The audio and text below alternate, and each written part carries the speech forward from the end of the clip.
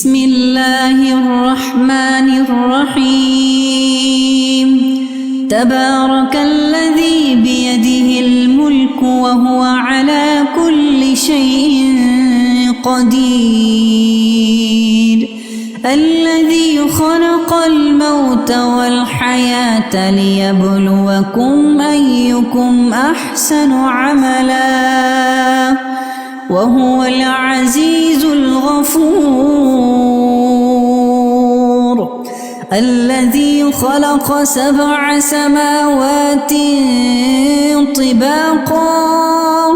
ما ترى في خلق الرحمن من تفاوت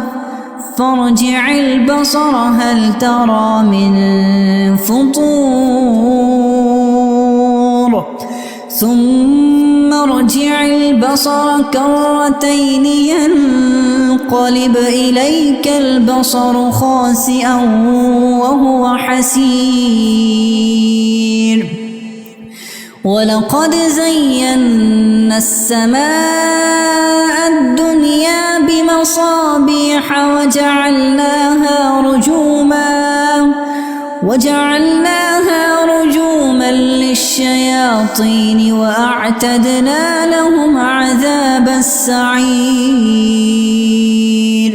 وللذين كفروا بربهم عذاب جهنم وبئس المصير إذا ألقوا فيها سمعوا لها شهيقا وهي تفور تكاد تميز من الغيظ كلما ألقي فيها فوج سألهم خزنتها ألم يأتكم نذير قالوا بلى قد جاءنا نذير فكذبنا وقلنا ما نزل الله من شيء إن أنتم إلا في ضلال